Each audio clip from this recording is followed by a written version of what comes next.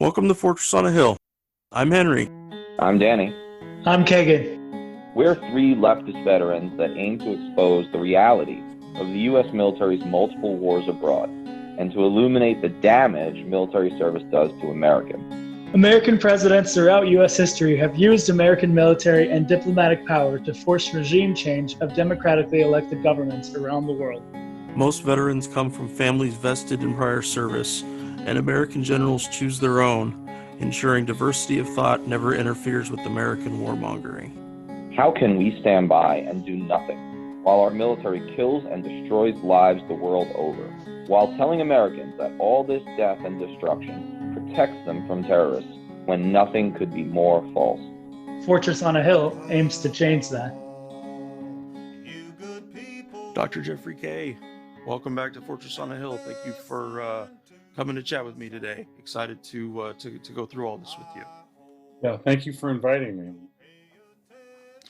So, you've been a guest on the podcast, I don't know, maybe just shy of a half dozen times or so now, maybe 4 or 5, and we've talked about a whole different range of issues with that. We've talked about the Korean War and the biological warfare history of that conflict. We've talked about the confessions of American POWs recovered in the the Korean War, and how the mainstream media censored them, how they were tried to be, in any way it could to make them seem like they weren't being forthcoming. And we talked a little bit about this subject, but I'm glad that we're going to get into it more today. You had written about a male censorship program that happened during the Korean War and after, that it went specifically, but not completely at communist anything that they could label as communist propaganda, works by Russian authors. I mean, they're really, I'm sure it included so much innocuous stuff. But please fill us in a little bit. Give us a taste of what this is about and what you discovered through your research. Right. Well, I had been going over I only discovered this really last year, and I was going over some of my old emails with correspondents who might ask questions, scientists in particular, about the biological warfare program.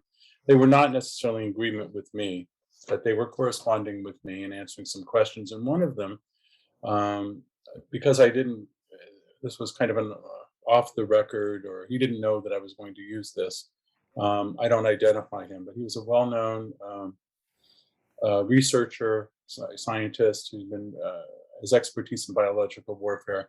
Mentioned to me in passing in a email that, of course, Jeff, he wrote, I'm so glad that you want to look at the original documents, in the documentation, not just taking anyone's word for things. But of course, the problem is it's so difficult to get those materials because they were destroyed. So many were destroyed in the 50s, and our archives are just really not that reliable as a result. And then he went on to other matters. And when I first read that, I guess it just sailed right by me. It was not. I knew nothing about it. I wasn't prepared for that information, and I just didn't pay it the attention it deserved.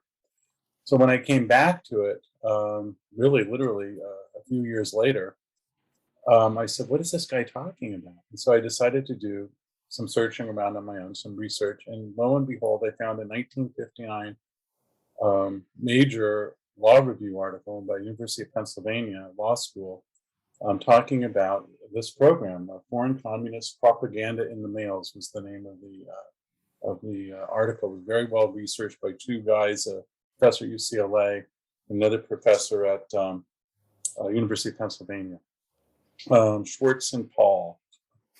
And what Schwartz and Paul documented was the use of the Foreign Agents, FARA, the Foreign Agents Registration Act, which had been put into place on the eve of World War II, aimed at Nazi propaganda being sent into the United States.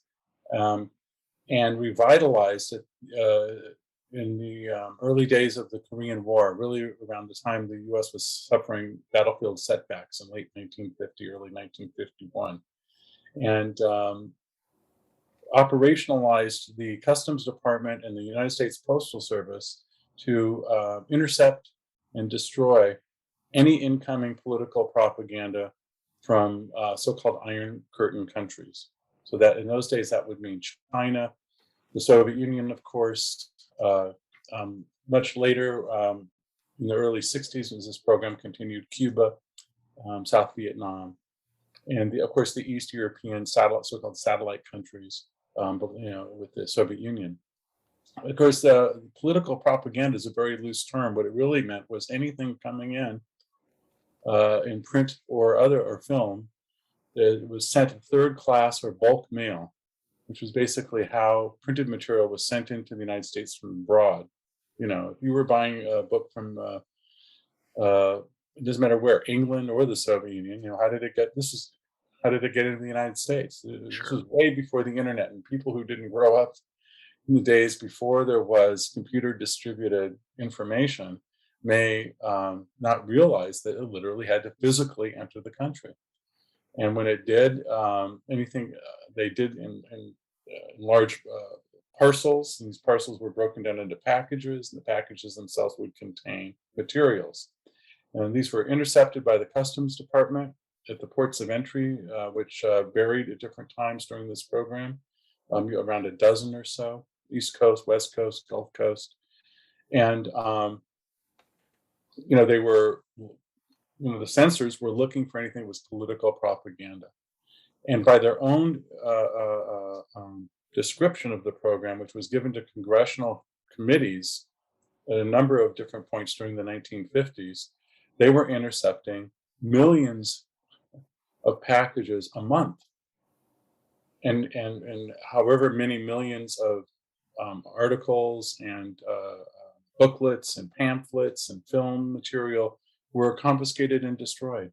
And of course, the zeal of this program spilled over past that of communist countries, so that after, what brought it finally to the attention of congressional investigators, the press, organizations like ACLU, the American Libraries Association, Library of Congress even, which was that it went overboard. It finally spilled over into the press when this confiscation program started confiscating pamphlets and materials from the Quakers, the American Friends Service Committee, because of their pacifism.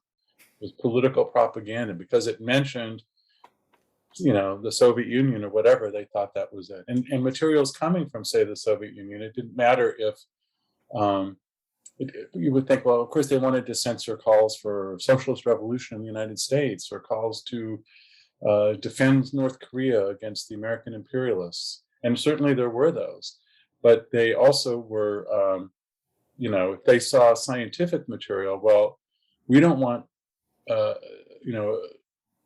people to think that the Soviet Union has a vibrant space program, for instance, or at a legitimate science enterprise. Breakthroughs of any kind. Any breakthroughs, nothing. In fact, one of the reasons, for those who remember or have heard about it, that the Soviet launching of the Sputnik satellite, the first space satellite, was launched by the Soviet Union, not by the United States, caused a tremendous scandal and hysteria in the United States. How did the Soviets do this? What's going on? But as scientists pointed out, this wasn't a secret project. If in fact the fact that the Soviets were using, and testing rockets and trying to understand how to put satellites into space was something they were writing about in their own scientific journals. But people in the United States couldn't read those scientific journals because they'd been destroyed upon entry.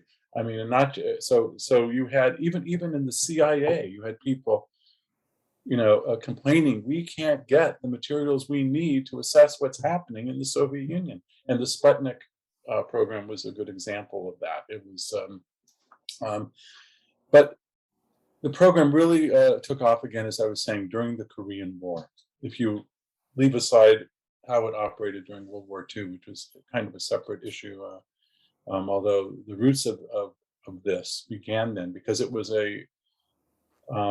there was never any legislation until the early 60s This thing was never approved by Congress. No money was ever allocated for resources by legislative fiat for this. They were just doing it. And they got the funding, they just took the funds out of the general funds of whatever they had been allocated for operations and shifted things around. But the Attorney General of the United States in 1940 ruled that the Foreign Agents Registration Act could determine that a foreign agent could be somebody not just in the United States, but somebody abroad shipping in. If you shipped a package with a book of Das Kapital from Moscow to the United States, the person who put that book into the envelope then became, by a ruling of the Attorney General, a foreign agent, an unregistered foreign agent. Now, Farah, of course, has been in the news when that what was her name, Butina, that was Maria Butina. Maria Butina was supposedly a spy and was prosecuted as violation of being an unregistered foreign agent. And this has come up. Sometimes people will scream that Fox News, or currently with everything happening in Ukraine, what's his name, Tucker Carlson. Tucker Carlson is an unregistered foreign agent of Putin and should be prosecuted as such, et cetera. And these things fly around. Most disturbingly, of course, and that your listeners will be most aware of, is that just in the recent week or so, with the Russian invasion of Ukraine, brought about a response in the West, which included massive appeals and the implementation of censorship. Calls for banning, and in fact, in Europe, this happened, banning Russian news services, RT, TASS, and then spreading out to anything that touched this. In fact, in one European city, a performance of Mussorgsky's Boris Godunov, the opera, written in late 19th century, was banned, and Russian opera was not going to be performed. Or there were apparently in Italy, I think it was, the works of Dostoevsky were banned. Anything Russian. This is what happens when you start down the road of censorship, of course, and you put the censors in control. Even Shakespeare knew this, and if anyone ever wants to read it, they should read his play Measure for Measure, which is about this kind of thing. Which so things haven't changed a lot in about 500 years, but. In the Korean War, they were quite specific, and Schwartz and Paul made it clear. I just want to read, I don't like to read long things when I'm doing an interview. It's so boring to the listener. But I just want to note the connection to the Korean War biological warfare. Just a one sentence here from the article by Schwartz, where they're describing the kinds of materials that were coming in that this censorship was meant to stop.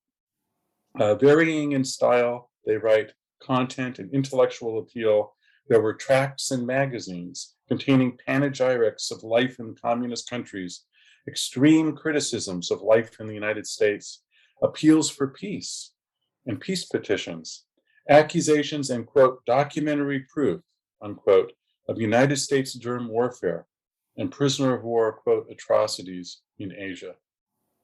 So it was quite clear that they, were targeting. And in fact, in the congressional hearings, they discussed this at other times as well. They specifically did not want information about the accusations or the documentary proof of United States use of germ warfare to enter the United States. And it's my contention that it was, in fact, just by pure timing, the Korean War itself. And in fact, this is what Schwartz and Paul say. It was really the activities and the crimes of the Korean War that they wanted to keep, not from the Koreans, not from the Soviets, but from the American people. And that's what really is happening with censorship. Censorship is meant to, stop one's own people from knowing things, not the other side. They've got spies, they've got, whole bureaucracies that are set up to try and understand and get information from another country. But it's the American people who don't get told the truth. So that's why I'm so grateful to you and others, who are out there trying to bring alternative viewpoints and alternative documentation about what's going on in the world to your listeners. It's so important. This program continued on past the Korean War, and with the protests of the American Friends Service Committee, the Quakers, and the scandal around, banning their literature from abroad, and some other things that occurred, including holding up editions of the British magazine The Economist, because some censor thought that something was going on there.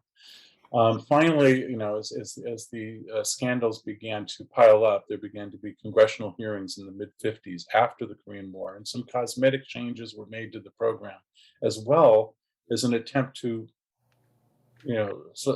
seal this program as practiced by legislation, and therefore the ability to, to put it in the budget and finance it and monitor it. But each time the legislation fell by the wayside. They just weren't going to do it, but they continued the program. And it went all the way into the early 60s when, in the beginning of the JFK administration, in 1961, early 1961, the Attorney General then, by a guy by the name of Robert Kennedy, she said that, ruled that the old ruling in regards to this doesn't stand, and we're going to end the program of the interdiction. But just as happens today, the opposition in Congress rallied itself, and it passed an amendment to a defense bill, I believe it was, and called the Cunningham Amendment. And they finally got what they wanted, which was to put this program of censorship in the mails into law. And it was passed and implemented, and off it went again. Finally, though, that gave the opportunity to bring this practice because now there was a law and you could appeal it. So you couldn't appeal something that had no real legal ground under it. There was no, how do you go to court with this? So once there was a law, there was a challenge to the law, and it went to the Supreme Court, and the Supreme Court threw it out in 1965. And that's when the program ended. And by the way, I'm not talking about parallel programs such as the CIA's opening of the mails or the FBI's opening of mails.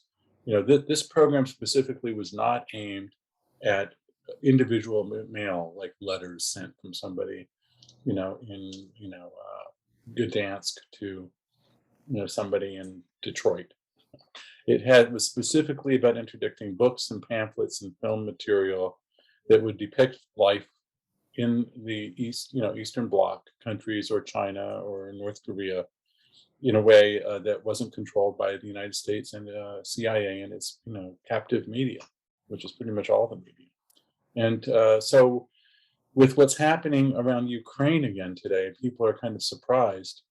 It's, that we need to know the history. And what's amazing, the other amazing thing that I discovered is that this history, like everything else around the Cold War, or particularly the Korean War, is, quote, forgotten, right? If you read articles about censorship, you won't read, oh yeah, by the way, the United States once had a program of censorship that destroyed tens of millions of pieces of mail, if not hundreds of million, over the totality of its existence. No, you wouldn't. I never heard of it. No one I know heard of it. It was known to those who were in the know, but they didn't. It wasn't something that you talk about in the general public, right? The guy who wrote me the letter, he's written books about the germ warfare accusations. He never mentioned in a book what was done to suppress the documentary proof, which was so difficult, as he told me, to obtain. Go ahead. It looks like you have a response or thoughts.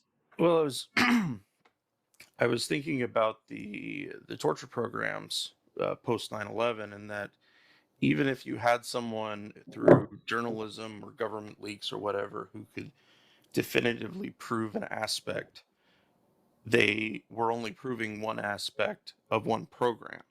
And that having these parallel programs, that if they did end up coming out, like you mentioned about, it had nothing to do with the CIA's reading mail, nothing to do with the FBI, that our government doesn't just do one thing on a given issue and all the hands into it, but but just the level of it, the mass. I mean, for every American, I almost picture a group of soldiers in 1950s U.S. Army garb burning stuff, like burn pits in Iraq, And I realize that probably wasn't the way it actually happened, but that's the image that comes to mind.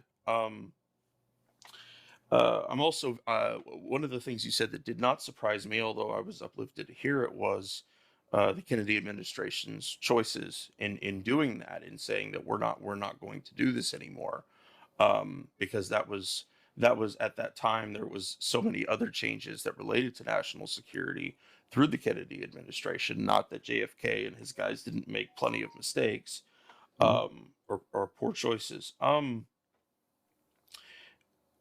I guess my other question about this would be about from your point of view, a comparison of that kind of censorship, and you talked about it a little bit already, but that kind of censorship today, that, some of it is certainly through what we can access on the internet. We know that internet providers walk hand in hand with the government on most things, and we're seeing that, like, on Facebook, where I had a meme that I posted the other day, and Facebook told me that they're fact checkers. Nope, sorry, it was missing context. Well, it was a meme. It wasn't supposed to have. It was. I think it was supposed to be kind of funny. Um, and it also said that that it was just the image had come from a different time. They had ascribed it to what's happening now, and it was from earlier in the late 2010s in Ukraine. Um, but in terms of censorship of those kind of things today, how would you compare this program to what you see goes on day to day, and specifically about what's happening with Ukraine? Right. Well, with this program that occurred, which doesn't really have a name to give it, it's not like this was Operation X or whatever. It was just Wasn't coined as anything. It was just existed. right. It just existed. It was what they did, and because it never really gained a true historical discussion of this event. Oftentimes it will be a historian or a journalist who gives the name to, like Watergate, for Sure, what sure. happened, the various events that were occurring in the early 1970s, late 1960s. So there's really never been a name. So, but these things are done in secret. We don't know what's being done now. And of course, the context is a bit different because the internet did change, at least temporarily, um, how information can be um, spread. By anyone, by yourself. You've got a camera and a computer. You can sit down and do a podcast, Hmm. and I can write an article and transmit it to however many people want to read it and put it on the internet almost instantaneously. Of course, other countries have operated to limit that because, along with the information, of course, is disinformation. And quite, famously, the government of China is criticized, or North Korea, for shutting off the internet, the outside world internet, and really only having an internet or intranet within that country, again, to protect from information or disinformation coming in. The same thing happened with the mails earlier. The United States had a program, speaking of Ukraine, and I wrote about this too, with the Prologue. The name of it was the Prologue Publishing Company, which was run by a guy who was trained by the Gestapo as an assassin. Hmm. His name was Nicola Lebed, who had a CIA cryptonym and was a member of the Organization of Ukrainian Nationalists, and really a fascist who fled after World War II, came to the United States. And when they gave up, after the CIA gave up trying to just parachute in Ukrainian nationalists and anti-Soviet personnel into Ukraine and the Soviet Union, in a program kind of been called since Operation Rollback, in the late 40s, very early 50s, when they realized that insurgency in Ukraine would not work, where it was definitively defeated by the early, 1952, let's say.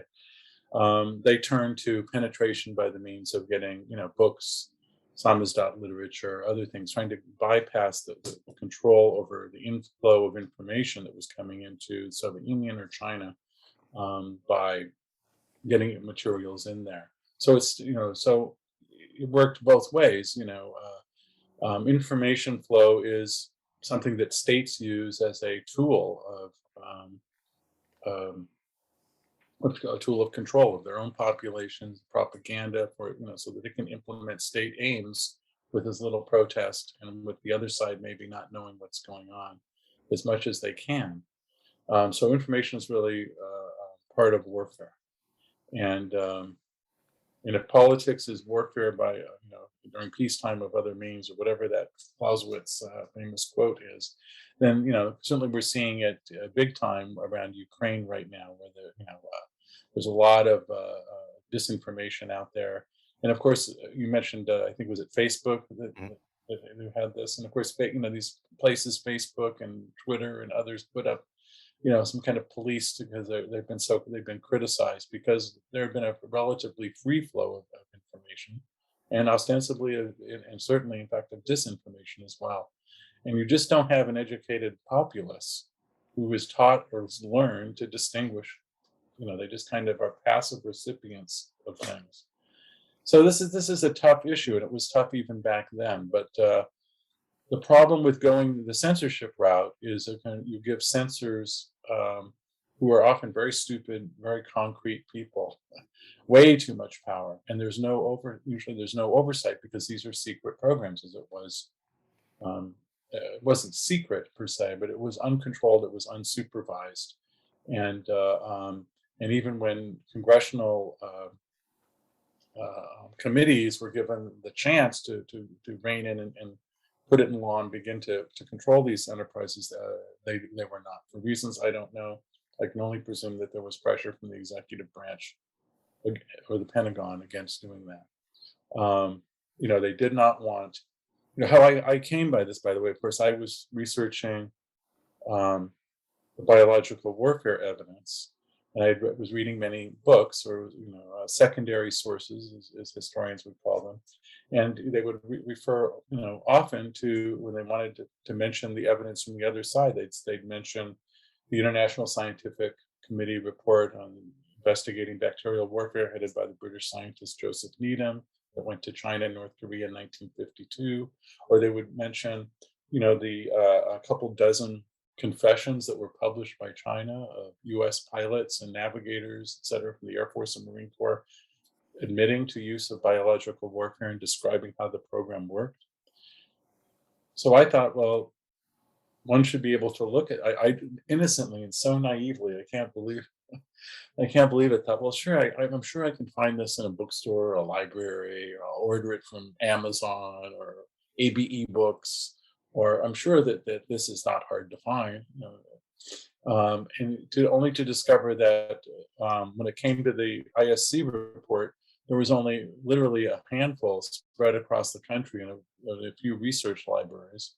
And when it came to this is in the United States, when it came to the publication of the pilots' confessions to germ warfare, I couldn't find them at all in the United States. I had to go to Great Britain, not literally, but I had to communicate with people in Great Britain who could, purchase a copy, because in the United States it had been so totally destroyed, and even in the UK it was very difficult to find.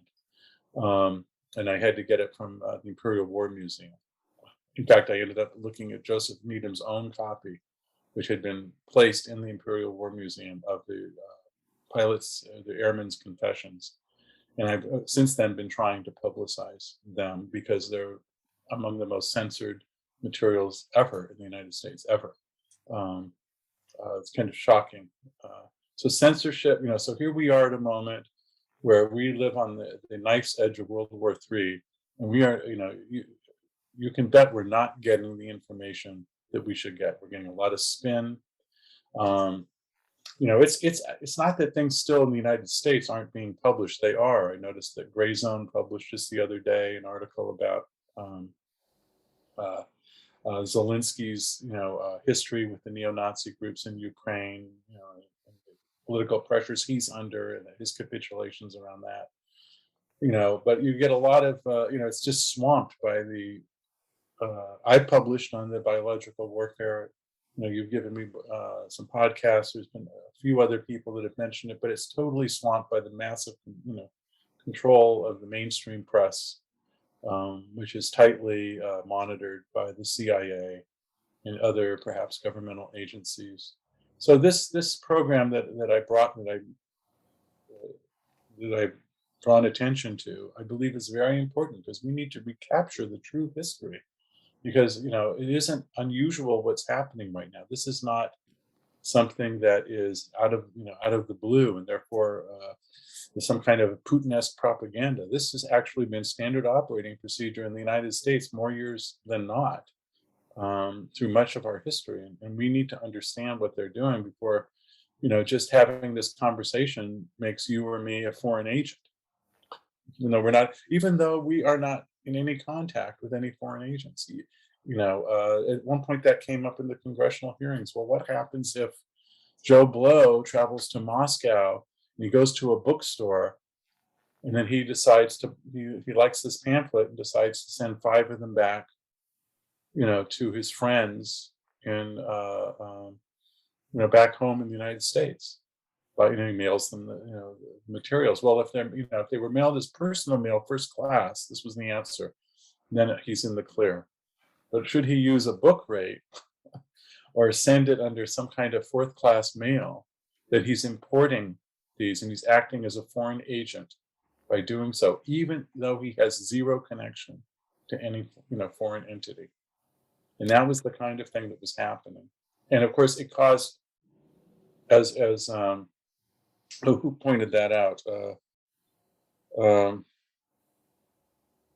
I think it was the American Library Association representative to one of the congressional hearings in 1956 or so, and said, it's not, I know you've made these cosmetic changes, but this whole program has cost a pall. People are afraid. They don't want, if I do something, I'm going to be labeled a foreign agent, or my mail's going to be seized, or because there were bookstores in the United States that were shut down as recipients, supposedly acting as unregistered foreign agents because they received book materials from abroad and sold them.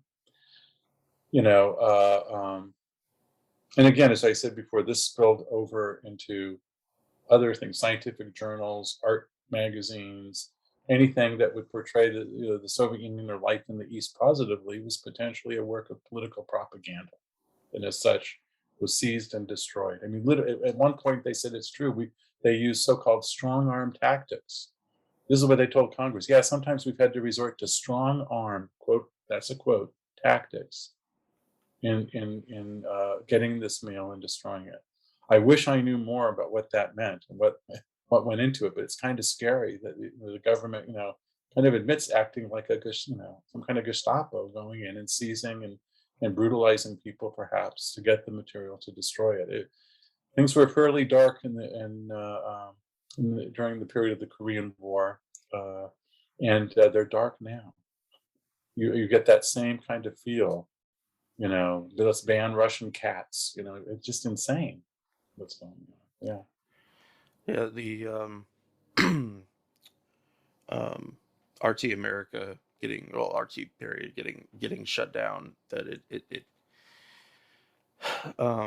even for Lee Camp on Redacted Tonight, who had a show on there, that he would make a joke about that opening the show sometimes, is that this is, welcome to Redacted Tonight, where Americans in America talking about American news are called foreign agents.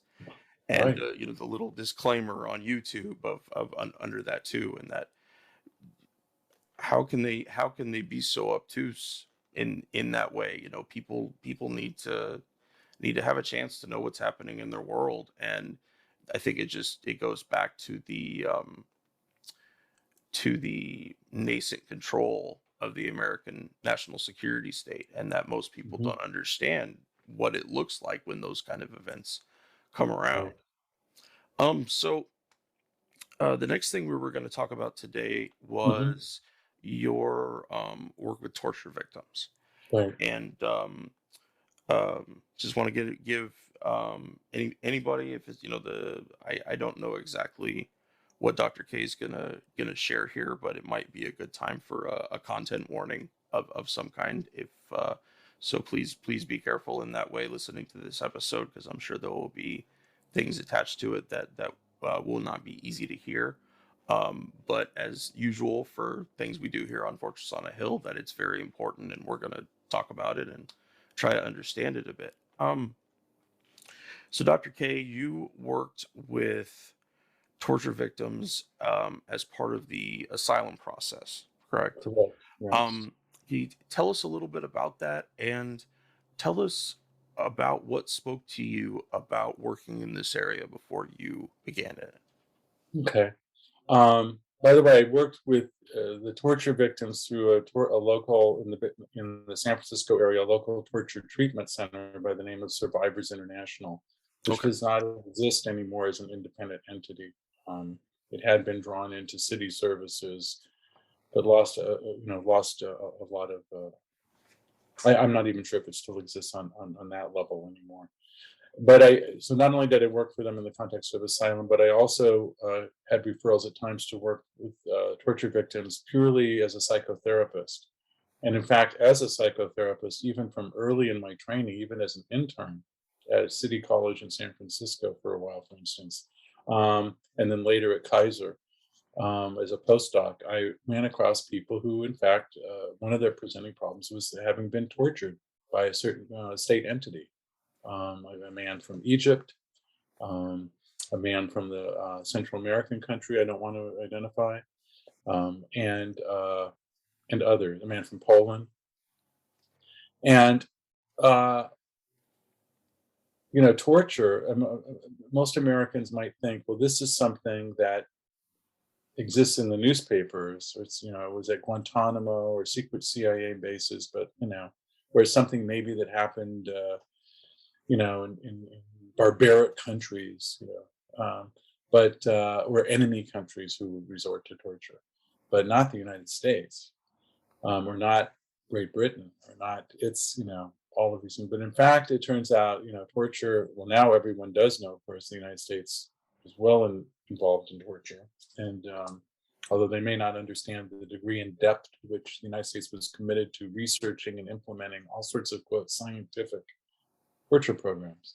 The CIA's complaint with foreign torturers was that they just weren't scientific enough. They didn't understand that if you beat a man senseless, you're not going to get him to give up information or cooperate. That there were much better ways. They were entranced with the findings of psychoanalysis and how human beings regress under stress, and then could be controlled. They were interested in hypnosis. They were interested, of course, in drugs, and they were very interested in the effects of isolation and sensory deprivation upon the human sensorium.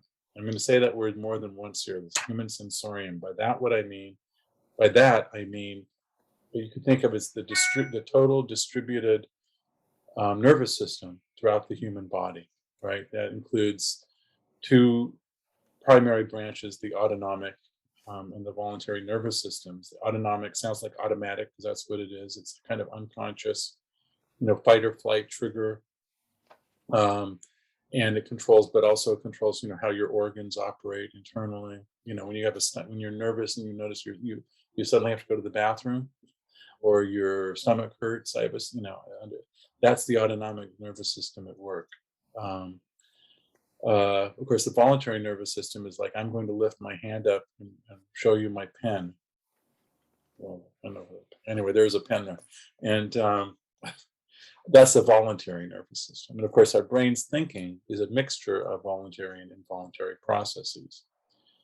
Anyway, I got involved because of a friend solicited me and knew my interest, perhaps in the field. This was before the Iraq War and before the news in the very early 2000s had really broke. It was about 2001, around the time of 9/11, but before I knew anything about U.S. torture. In fact, before perhaps that had even been implemented.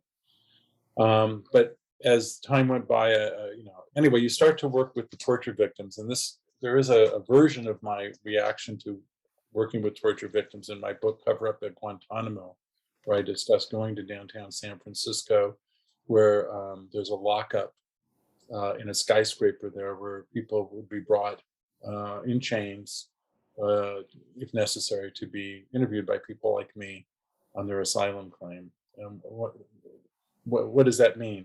I was a licensed psychologist, and licensed physicians and licensed psychologists and psychiatrists would often be hired by attorneys of asylum applicants to document their torture for presentation in court for their asylum case. These courts were the immigration courts run by the Immigration Service, later by the Department of Homeland Security.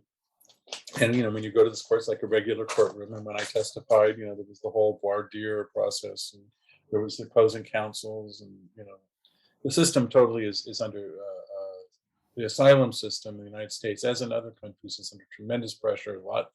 Way more asylum applicants than they can handle. The cases back up for years. It's not unusual, to be waiting, 7, 8, 10 years for your asylum case to be adjudicated, particularly if you appeal it. So these things go on forever, and it's very helpful to have, in fact, without an attorney, without somebody who knows what they're doing to document your case. It's very difficult sometimes if you have an unsympathetic judge or just an ignorant judge to press your case to, and there have been many people deported back to countries where torture is endemic and run by the state, and God knows what happens to these people. They disappear. So it's very important. So life or death. So you asked me, what's my reaction? At first, I took it very seriously because I knew that the job I needed to do, could have life or death consequences. And that's not something that always happens when you're just a psychologist, unless you're working with a very suicidal individual. So, and there's a method to doing these evaluations. And in 1999, the United Nations High Commissioner on Human Rights gathered a bunch of people, and they wrote out procedures that would to kind of standardize the evaluation of torture victims, called the Istanbul Protocol. And it talked about the need in how to gather the information and how important it was to get detailed interviews with these people about what torture was used, how it was used, where it was used, who used it, exactly what happened. And then beyond that, their own response to what happened. What did you do then? What happened then? Where was it? So that, remember, this is for a forensic setting. So I would do things when I was evaluating people for whom I was going to write a report very differently than I would, say, for a psychotherapy patient. I would have someone referred to me who had been tortured in some, let's say African country or whatever. It could be anywhere. I shouldn't say that. I did. I saw people from around the world, almost every continent, except Australia for whatever reason. I saw, people from Russia, from China, but also from Guatemala, from El Salvador, from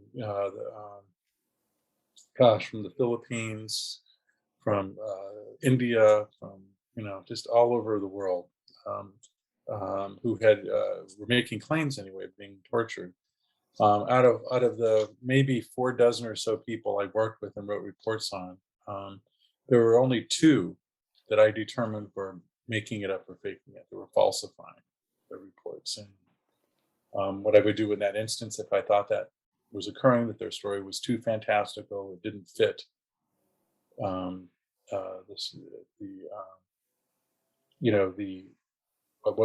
it didn't make sense, then I would call the attorney and tell them that this was the case, and usually they just withdrew from the evaluation. I don't know what happened to them afterwards. It didn't mean that they didn't deserve asylum, but it did mean that they were, for whatever reasons, But the vast majority of people, they had, that was not my experience. What would normally happen is I would go into a meeting and sit down with somebody, and my very first task was to make them feel safe.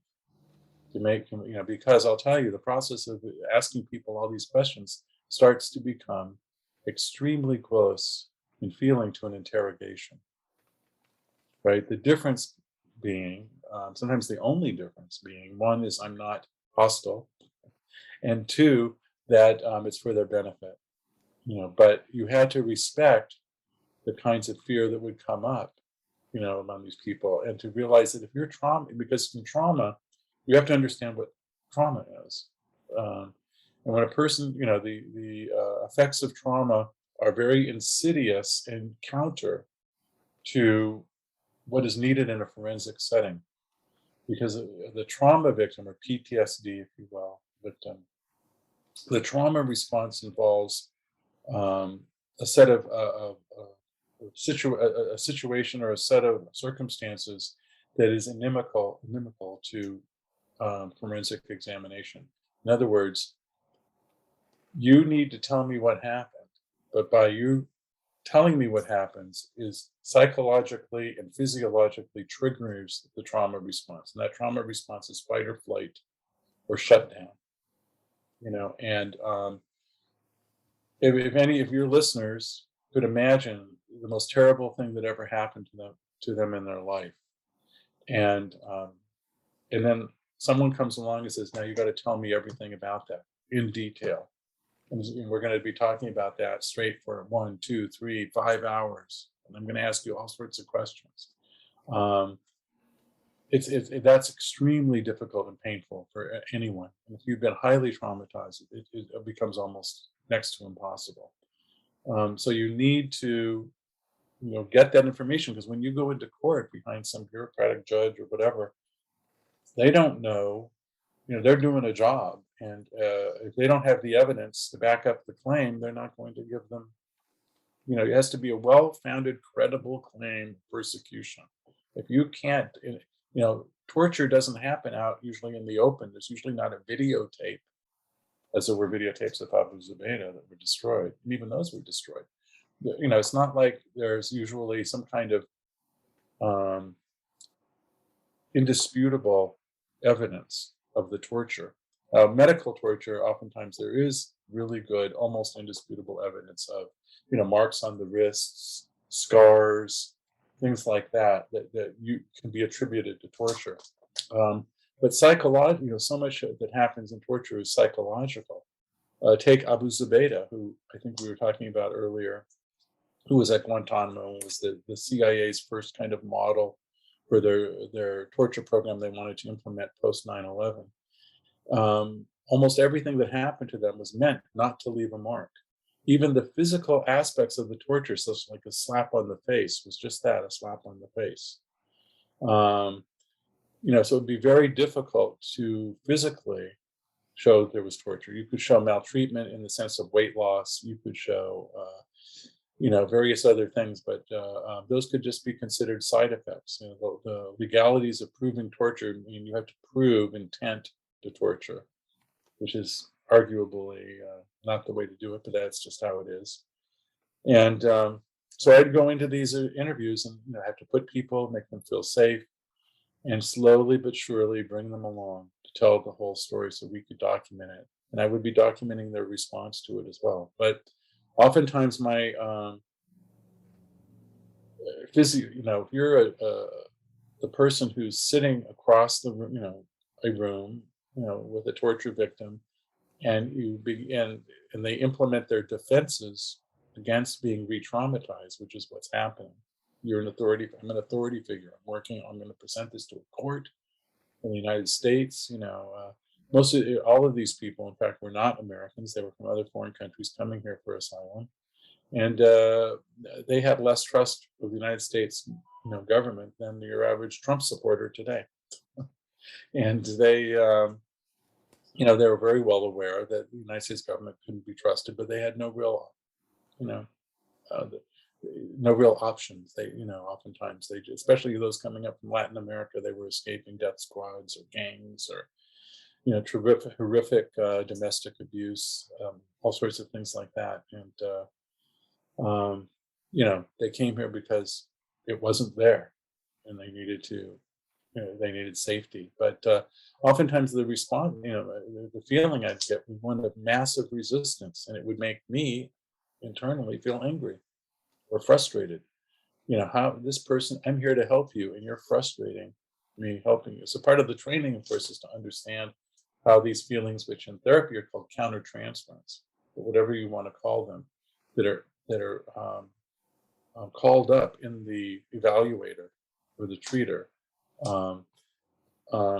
can be handled so you don't act out or falsely accuse or sabotage the evaluation just out of frustration and animus towards the person who's causing you so many troubles. I'm just a guy who came to work like anybody else, and you're making me feel terrible, so I'm not going to help you. Unconsciously. Yeah. So a lot of that would go on. In talking about this, by the way, I want to make one thing to your listeners. Not only, of course, can some of the material bring up problematic feelings in the listener, but as the person who's talking about this, I can't really talk in detail about any of these cases because of confidentiality.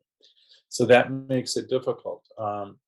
Even when some of the cases went into the public record, as in the case of a woman from a Southeast Asian country that I evaluated, which sadly got publicized in the local press in the Bay Area. And, I wouldn't be, out of respect for this person and fear that they would hear about it or know about it or be re-traumatized, I'm kind of prevented from talking much about it. But so I have to sometimes, if I'm talking sometimes in vague generalities, or it sounds like I'm not getting as detailed as people might want to hear, they have to understand that I'm trying to still protect, even though it's been years now since I've worked with torture victims. I did that mostly from around 2001 to about 2010. A little bit after that, I wouldn't go into the details that people might want to hear. But there are also, there are books by torture victims that can be read. There are books about torture. It's not a subject people usually want to hear. In fact, I would say I wouldn't be shocked to hear that if this is how you publicize this podcast, it will be one of your least popular podcasts. Why is that? Because torture, and I've talked to other people working on torture in the public and writing about the Guantanamo or the CIA program. People don't want to hear about it. Why? Because it's uncomfortable.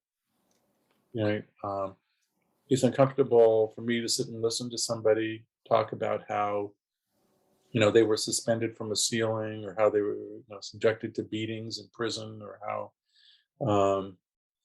they were raped repeatedly or whatever. It's not easy to listen to it. It's not easy to sit and listen to it, even for a listener who's listening in on something. Well, everybody has a set of defenses to protect themselves from painful material in the world, whether one of the main defenses is just to shut things off, to, in psychological sense, disassociate or repress is another function, this material. And in fact, the repression of troublesome truths about our country, about our history, is one of the primary facts of what, if you want to understand how it is that people are gulled and go along with these things. The ignorance that comes from, not attending to important information. And the reason you don't attend to it in part is because it's too painful to attend to it. So that's kind of a background for what I'm talking about.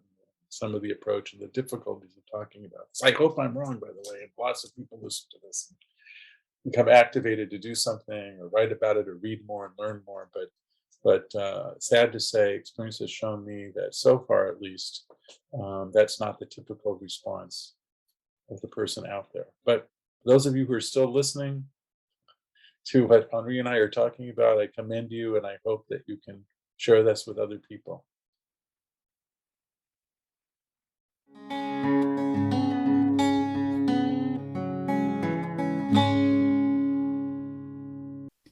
We get asked often what people can do to help support the podcast. One very powerful way is to help us grow and reach more people is to leave us a review. You can do that on iTunes, which is the best place to leave a review. iTunes does reach the most people these days. The next best place is Facebook. Go to our Fortress on a Hill Facebook page and look for the reviews tab. And finally, there's Patreon, where we're blessed to have an array of wonderful supporters helping us for some of the podcast's expenses. Those who contribute $10 or more a month will be mentioned here as an honorary producer, helping keep you, our listeners, stocked with new episodes. But you don't have to contribute $10 a month to help us. For as little as $1 a month, you can help us keep going, paying for hosting and storage fees, transcribing old and new episodes, promoting and expanding the podcast, and more I'm sure I can't think of at the moment. So let's bring out these honorary producers, and they are Fahim Shirazi, James O'Barr, Adam Bellows, Eric Phillips, Paul Appel, Julie Dupree, Thomas Benson, Janet Hansen, Tristan Oliver, Daniel Fleming, Michael Caron, Zach H., Ren Jacob, Howard Reynolds. Why I Am Anti-War Podcast, Korgoth, Rick Coffee, and the Status Quo Podcast. You are all the engine that helps us power the podcast. Thank you so much. However, if Patreon isn't your style, you can contribute directly to us through PayPal at paypal.me/fortressonahill. Or please check out our store on Spreadshirt for some great Fortress merch. There's t-shirts, mugs, phone cases, and a whole lot more. And now let's get back to the podcast.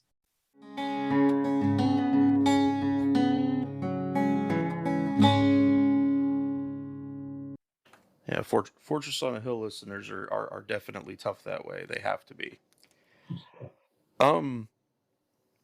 Could you give us some insight into the common areas that torture victims share in their recovery? Um, how does torture in the long term change the psyche and affect perceptions of life? Well, I'm very sad to say that it often just is basically, it destroys the psyche. It's what it's meant to do. And as a result, some people just don't really recover in a functional sense. They might still be alive, but their lives essentially are destroyed. Their ability to have relationships with other people is seriously impaired. Their autonomic nervous system is on trigger alert, so that everything affects them. The traffic noise outside sets it off, and their heart is beating and racing. They can't go to work. They can't concentrate.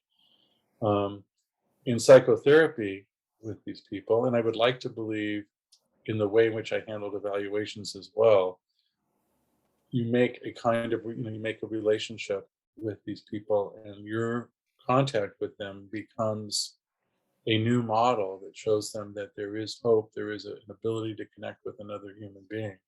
Because torture is a profound assault, as I mentioned, on the sensorium, in the sense that the body and the mind, which are artificially divided when people talk about this, even when people talk about psychological torture versus physiological torture, that's an artificial distinction. There is no psychological torture without physical torture.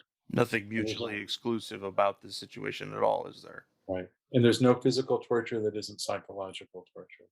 The divisions are simply meant to distinguish a more brutal, visceral, physically based torture from a torture that supposedly is, quote, touchless. So leaving a person in a room that has lights on 24/7 and has pounding loud music, right, is torture, even though nobody even lays a hand on the person except to put them in the cell, because again, it's an attack on the sensorium, and the sensory overwhelm, or sensory, at other times sensory deprivation, or even switching between the two, is meant to throw your whole system askew, and it does. And because of the conservative nature of the nervous system, meaning that the nervous system is meant,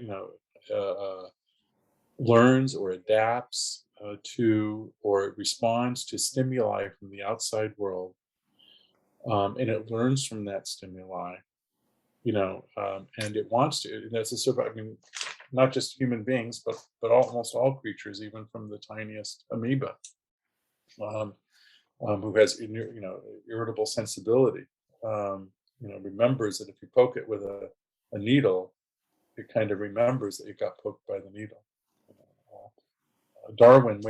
Charles Darwin's last book was on earthworms, and it's actually the most fascinating section is on the behavior of earthworms, who he was surprised to see could learn and remember, obstacles, so they would, remember to go around them. So the nervous system, even an organism as primitive as a worm, is set up to learn from its environment. It's how it evolved, to learn from its environment so it could survive. But that saying, to learn means a change occurs in the nerves themselves, in the synapses between one nerve and another. Changes occur that are meant to be permanent or semi-permanent, to last a long time, so that you can remember and learn your world. But what that means, when bad stimuli floods you, it learns that the world can't be controlled. It learns that the world is nothing but threat. right? So one of the things I learned working with torture victims, how important it was, if possible, to establish a sense of connection with another human being, and hopefully with the society, some place of some people in the society in which they live. Because you asked, well, what happens to what do these people have in common? And one thing these torture victims have in common is a sense of total isolation from other people. Their experience is so different that they cannot connect with the culture around them, and the culture around them doesn't recognize them. It doesn't make a place for them. You know, I live in the Bay Area. Every year it killed me where they would have Fleet Week. Hmm. Those of you from San Francisco Bay Area probably are familiar with Fleet Week, in which the Blue Angels, or I think it was the Blue Angels. Anyway, yeah, they would have these aerial shows with jets flying over the city, doing all sorts of amazing aerial things that people love to see. Some people, but not traumatized people. It would set them off like you couldn't believe, and but the Navy wasn't going to stop doing its Fleet Week or aerial demonstrations right over the city. You know, with sonic, if it wasn't sonic booms, it was just really loud jets flying extremely low in the sky, and very loud, and very frightening to people who had been tortured. You know, the torture victims are all around us. You know, there are torture treatment centers all around the country and all around the world. And people don't realize it because it's kept secret. People don't go on talk shows and say, well, let me tell you about how I was tortured by this government or that government, you know, because one, it wouldn't get the ratings, maybe, as I was saying, or two, you know, a lot of these governments, of course, are in alliance with the United States. They're allies of the United States, and therefore it's politically inappropriate, or not inappropriate, it's not the right word. It's politically, um, blanking on the word that I want. Anyway, it's politically unfortunate that they should come from such countries, because they're not going to get a hearing. No, it's just not something. Oprah, when's the last time Oprah had a program on torture? I don't think she ever has. So, you know, not that I hold Oprah personally responsible for the problems in this country around the torture, but I'm just using it as an example. When torture victims are interrogated, they often lie at one point or another to attempt to end the torture. You know, believing that may stop whatever's happening to them. How does torture affect a person's ability to answer basic questions, to access their own memories, or even to communicate simple basic needs? Right. Well, torture, when, the CIA investigators are very interested in this question, because they believed, or at least they put out the propaganda, that certain confessions that were happening in East Europe of collaboration with American security forces in places like Hungary, East Europe in general, or and then later during the Korean War, um, were coerced. They were tortured. People had been tortured into false confessions. And in fact, if many, as you point out, it is true that if you coerce a person and bring them to a place of great pain and fear, you know, a person might admit to anything. I myself have felt, yeah, if they tortured me, I'm sure I would just tell them whatever they wanted to hear. You know, but the reality is that the encounter between an interrogator or a torturer and his victim or subject is unique to that encounter. So there's a whole spectrum of different responses, and there's a whole spectrum of information that that person may have or not have, and there's a spectrum of different layers of torture that can happen. It's extreme. You know, the torture can produce what one CIA researcher in the early 50s called an organic brain syndrome, meaning that the person is so debilitated, so traumatized, so in so much pain, that they, even if they had the information that you wanted, they weren't capable of giving it, or they, you just kind of, it's like an episode of 24 where, they were torturing someone and you tortured them so much they went unconscious. Well, an unconscious person is not going to provide you anything. No. So they want to keep people conscious if they can. But then there's also, what is the intent of the torturer, finally, to put another layer of complexity on the actual torture and tortured victim encounter. What are they trying? What is the intent of the torturer? Are they actually trying to get information? Or are they trying to elicit a false confession? Or are they trying to elicit cooperation so that later that person can be used in propaganda for a show trial? Or do they just want to inflict pain out of sadistic pleasure?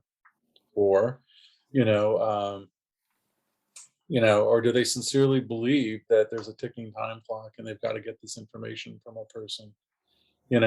One thing that seems to be true and comes up in studies about interrogation in general, and this certainly came up, one of the critiques of the modern method often used by police departments in this country, the so-called REID technique, REID, is that it makes an assumption. The assumption is the person is guilty or has that information to begin with, right? So you've already determined that the person has, let's say, the information about X that you want.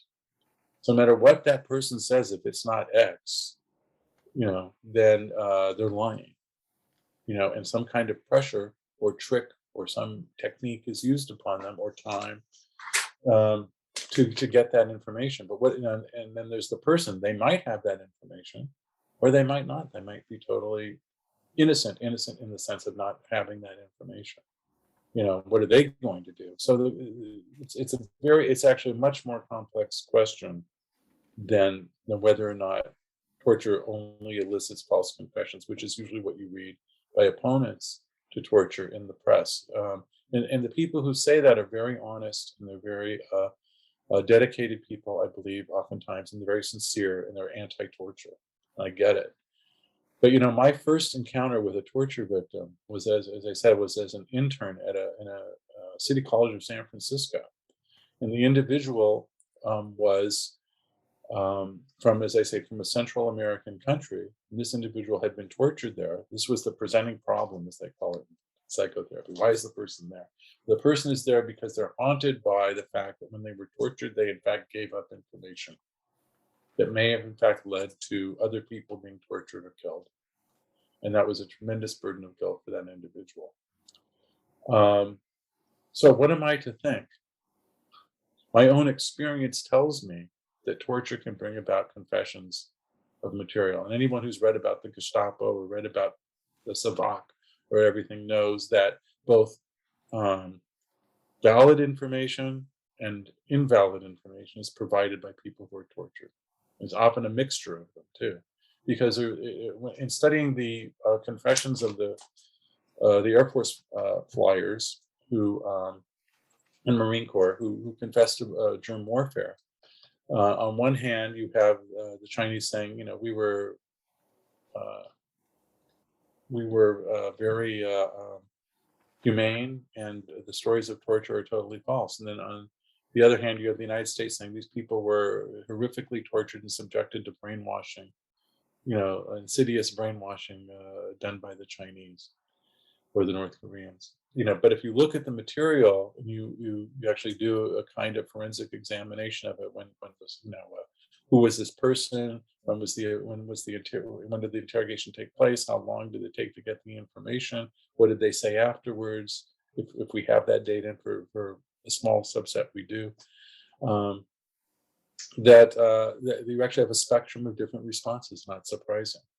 But one thing that was indicative to me and to some other people who've looked at these confessions since is that including the CIA in their own evaluation of the material when they saw it, what's striking is that the person who gives the confession only confesses to aspects of the germ warfare program in Korea that they had knowledge of or could have had knowledge of based on their position in the military hierarchy and what their job was. Right? So if you were a navigator, you didn't have as much information as, say, a pilot usually had. And the pilots didn't have the information of the high-ranking officers, like the Colonel Mahurin or Colonel Schwabel, who were shot down and captured, had about, who was in charge at the level of the Pentagon or the military hierarchy. And then if you were the ordnance officer, like Roy Blay was, he had knowledge of where the weapons were kept. Nobody else confessed to, yeah, here's exactly how we got, the war, the germ warfare material from point A to point B. Here's where it was stored. No, he knew about it. So these weren't just blanket, confessions about germ warfare. They were detailed based on the person's response. And some of these people, I believe, based on a number of different factors, it's hard to go into, but some of those people felt quite honestly disturbed about the use of germ warfare, and they quite freely spoke to the Chinese, or their North Korean captors about it, and were kind of, really disturbed by what had occurred. Others were resistant, and in fact were subjected to isolation. Maybe some forms of brutality, but forced standing positions, or forced positions rather, was another thing used. No, you didn't have people sticking bamboo under fingernails, and they weren't doing like what they did to Abu Zubaydah, by the way, which was to withhold treatment, or threaten to withhold treatment for battle wounds unless they talked. That's something they did to Abu Zubaydah, something that the FBI did to Abu Zubaydah, by the way, not just the CIA. I know perhaps you wanted to talk about Abu Zubaydah, maybe I'm veering off here, but in the recent film about, which in many ways is very good, about the interrogation and torture of Abu Zubaydah, most of the critique comes via eyewitnesses who were FBI, but at the same time they whitewashed their own participation in the torture, so thereby making the film a mixed bag. And our understanding, even today, oftentimes it's very little known to the degree in which the FBI participated in the CIA torture program. But anyway, I veered off there from what perhaps you were asking. Well, we can. That might be a good way to wrap up today, to talk about Abu Zubaydah a little bit. That as of today, that the Supreme Court ruled that that the DOJ blocking his ability to testify in a case for Polish prosecutors about his own torture has said that the state secrets privilege applies, that they can't. Well, not just him. They can't get. They wanted to subpoena Mitchell and Jessen. Yes, yeah, to testify about what they did in Poland. Right. But they're not able to. Mitchell and Jessen won't testify. Obviously, Zubaydah, his testimony won't be included. I feel grateful to the European Court of Human Rights that they were willing to take this case and to give it the media exposure that it has got. Now, in terms of what happened to him, I know he was waterboarded a huge number of times. Yeah. Positional torture, sleep deprivation, light and sensory overload. What is his, or this is of course an impression, because we don't know 100% or have the right info, but what would you say you've gleaned from him in terms of reading about him, that at this point in his life, after all the torture he went through, after being in Gitmo for a huge number of years, and potentially probably for the rest of his life, given what's happening with the other Gitmo prisoners, that I don't know. Sorry, I'm getting a little too abstract here, but I'm just thinking about that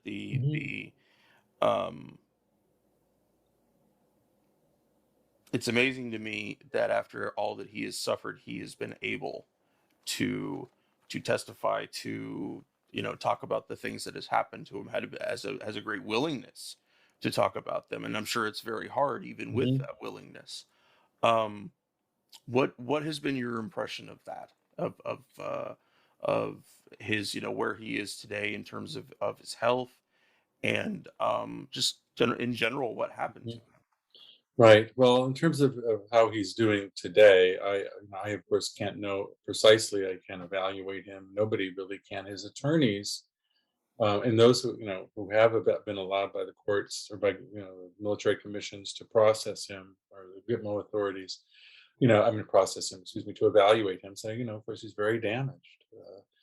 Abu Zubaydah is a very psychologically damaged, and he has a lot of pain from the torture. He has, it's important to remember that Abu Zubaydah was a brain trauma victim, from an accident prior to 9/11 and all of that. A very intelligent individual who was able to figure out that he was being experimented on. He realized that he listened to what the torturers were saying, and he could see what was happening, and he knew that he was part of an experiment in torture. So that's how intelligent he is. But he suffers from, according to his attorney, still to ongoing, powerful, I wouldn't say constant, maybe near constant. I don't know the exact how often, but seizures that he has that were exacerbated from his torture treatment, coming probably from the head trauma. In fact, I find it very interesting, as an aside, that a number of the primary torture victims, or certainly the two key cases, Abu Zubaydah with the CIA and Mohammed al-Qatari for the Pentagon, who was, of course, tortured at Guantanamo and was recently said is going to be released, I guess, back to Saudi Arabia finally. He was the one where the Susan Crawford, the convening authority for the military commissions, about 10 years ago now, said, we can't prosecute Abu Zubaydah in the military commissions because we have to admit that he was tortured. And this was the chief legal person from the U.S. government to the Guantanamo military commissions, admitting publicly that the U.S. tortured Abu Zubaydah. That was a huge admission at the time, and saying that the information, therefore, we got from him can't be used in court, so we can never prosecute him. But we're not going to let him go. In fact, that's what they didn't want to do from the get-go. The CIA was promised Abu Zubaydah would never see anything outside of a prison, U.S. government prison, ever again, because they're trying to hide what they did. But anyway, he like, and the other people who I've heard about who were from Guantanamo, many of them, particularly, anyway, I don't want to say more, but those who were released to other countries, I have been able to talk to a few people who were involved or knowledgeable about the treatment of those individuals and their mental state, and they are highly damaged individuals. You rarely see cases. One exception that comes to mind, of course, is the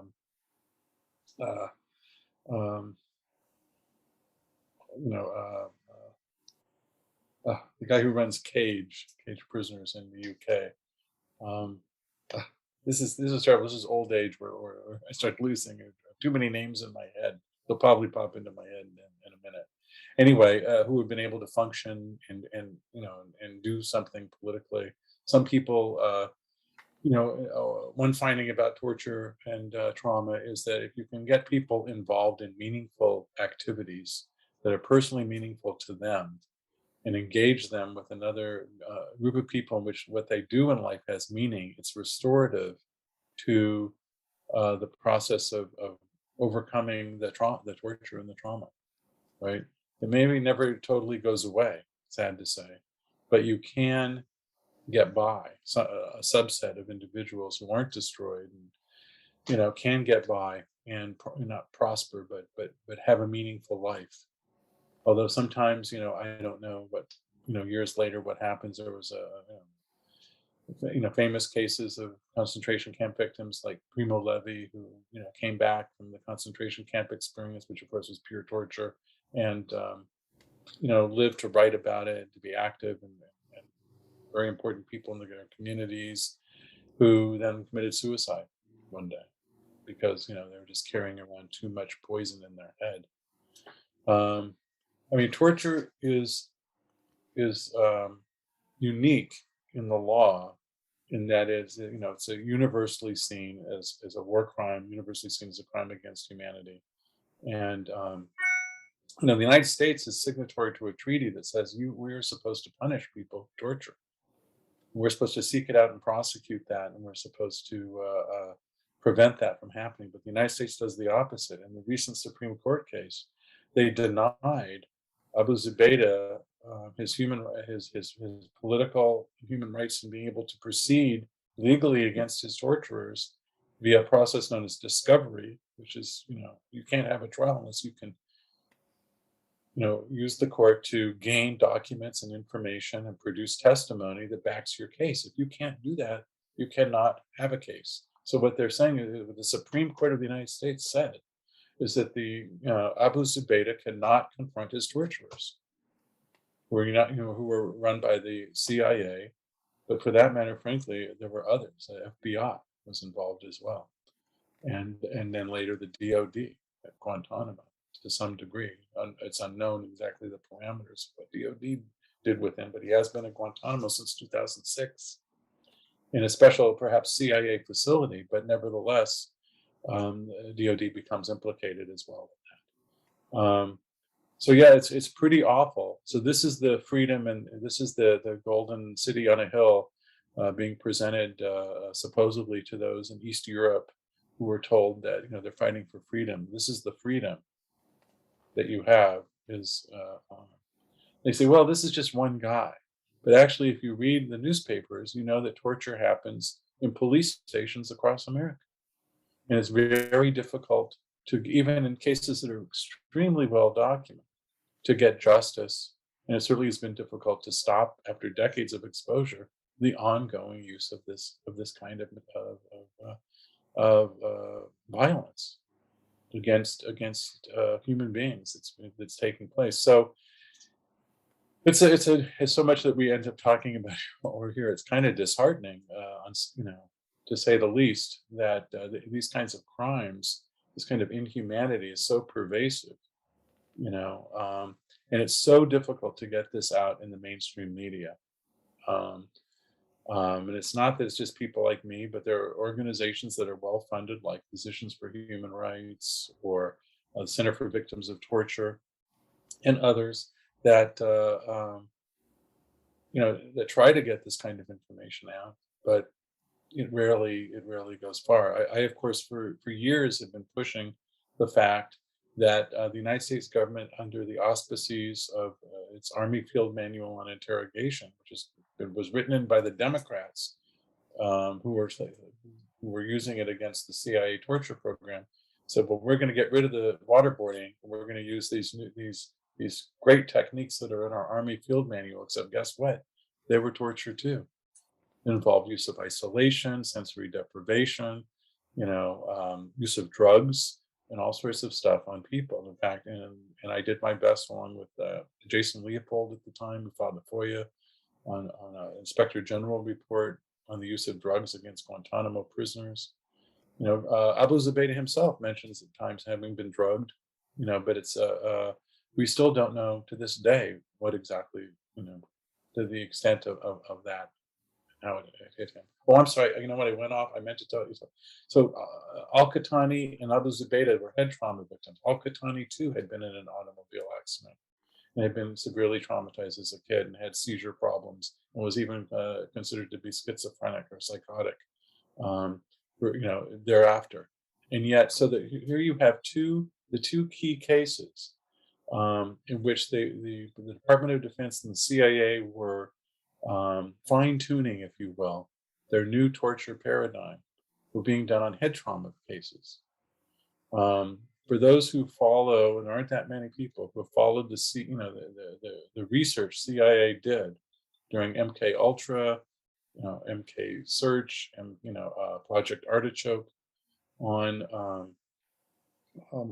this kind of torture style of interrogation, that they, one thing that flummoxed them is that they didn't have the data on what to do with head trauma victims. They didn't know to the extent to which, if you took somebody who had already had existing neurological problems and subjected them to the kind of torture you wanted to do, they didn't know what would happen. I believe they finally got a chance to find that out. And that's part of what was going on. Just part. There were a number of experiments going on because they had a number of questions that they wanted to answer to themselves. And the fact that we're still out here applying for information on the outside, and that the Supreme Court of the United States, including its all but one of its liberal members, voting on the Supreme Court. Oddly enough, the only two people who opposed this latest shutdown of the right of Abu Zubaydah to confront his torturers and get more information and proceed in court were Sotomayor, not surprising, maybe not surprisingly, but the other one was quite a surprise, Neil Gorsuch, one of the most conservative members on the court, who was quoted as saying, sometimes a judge just has to go by what they see in the world and not on some legalistic ploy. And oddly enough, for whatever reason, this case touched him, and he felt that this should go forward. But of course, he was in a minority of two in the Supreme Court, and now once again, I don't know. What is this, 2022? 20 years after the implementation of the CIA's enhanced interrogation program, the Supreme Court of the United States is blocking Americans from finding out what really happened, and from allowing the victim of that torture to get justice. It's pretty shocking and terrible. If you mix it in with the other things we've been saying about censorship and all of that, what we really have is a fairly dark view of our country. And it's not, things have not been getting better, they've been getting worse. And in the war fever atmosphere we live in now, I don't see anything getting better, at least in the immediate future, perhaps later, when people wake up. In reading, it was an article by Judge Andrew Napolitano at antiwar.com, and he was talking about how that in the original case, in the original ruling that came down with state secrets, that once they had gone through the adjudication process and came out the other side, that publicly they had no justification for it. And then moved to the arguments in October of the Supreme Court, and the lawyer for the government tried to use the war in Afghanistan as the justification for it, with the war having ended officially 6-7 weeks prior to that.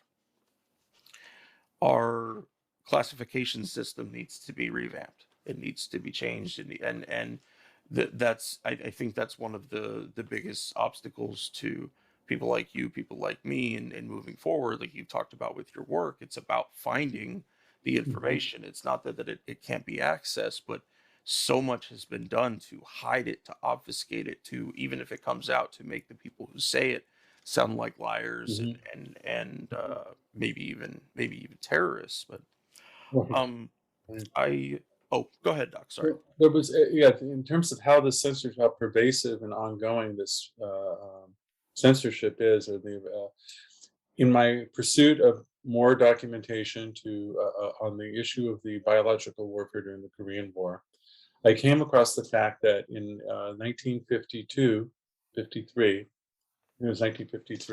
the Pentagon's Weapons System Evaluation Group, which was an official entity attached to the Joint Chiefs of Staff that reported to the Joint Chiefs of Staff on weapons systems, who looked at the efficacy, for instance, of submarine weapon, nuclear weapon systems that were being proposed back in the early 50s, et cetera. This was an important consultative group to the Pentagon, wrote a report on the biological weapons, their evaluation of the state of biological weapons in 1953. That report was classified, and it came up in 2018 again at the national, where the report is held at the National Archives in Maryland, and College Park, Maryland. And the report was again reclassified as secret, not releasable.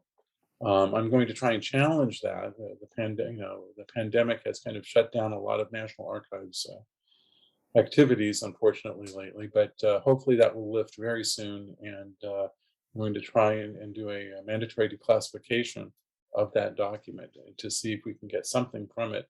Because I believe, of course, in it we will see some of those weapons, or at least an aversion to the existence of some of these weapons that were used in Korea, and in a discussion about them. I could be wrong, right? But why is this report still classified after 70 years, almost 70, 69 years? It's mind-boggling. And so that it's not just what happened to Abu Zubaydah in 2002. It's not just, keeping RT from publishing, or opening mails. I mean, this thing goes back to primary documents that are withheld. And I'm told by the people who research this, and I do not research World War II that much, but there's plenty of material even still from World War II that they won't declassify. So this is how difficult it is. And now, and of course, I'm hoping what your listeners learned from today was that some of the problem isn't just declassification, but that a great deal of material was destroyed during the Cold War and is not anymore available to us. Or if it is, one will have to search literally the world to find some of this material.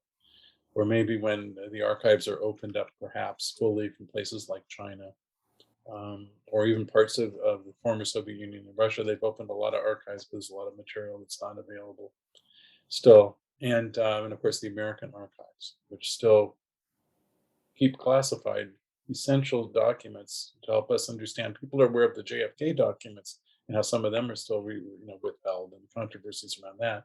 But it's much bigger than that. And this goes back even decades before the assassination of JFK. So that's the status of our democracy right now. It's all of it very much a part of American national security DNA. That this is, that these are things that roll into future conflicts. They don't, there's very seldom is there a one and done strategy, because they're always planning for the next war.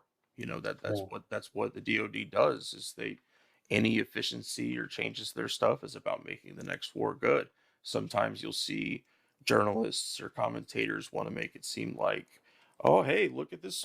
They released this one thing, but that doesn't look at the whole glacier under the water that shows us what they really haven't released, and some of which they probably never will.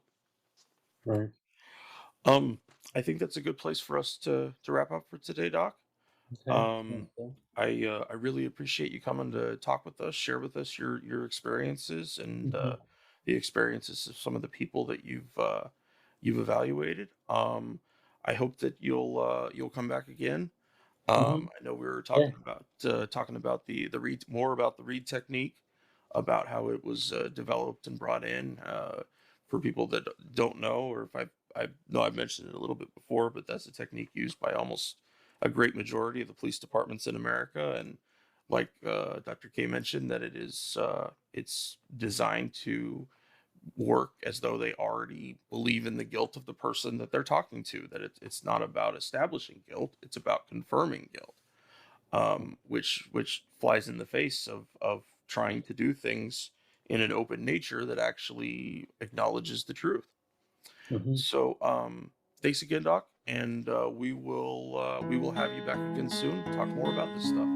Okay, sounds very good. Thank you so much for having me. Thanks. We're on Twitter at Fortress on a Hill, and also at facebook.com at Fortress on a Hill. You can find our main blog page and our full collection of episodes at www.fortressonahill.com.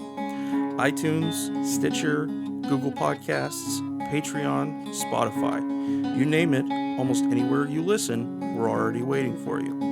And hey, we're always in the market for more Patreon supporters. Please consider becoming a patron at patreon.com. And if you're not into giving us a monthly payment, think about giving us a couple bucks on PayPal. The link is in the show notes. Skepticism is one's best armor. Never forget it. We'll see you next time. Listen to my song. I hope you'll pay attention. I will not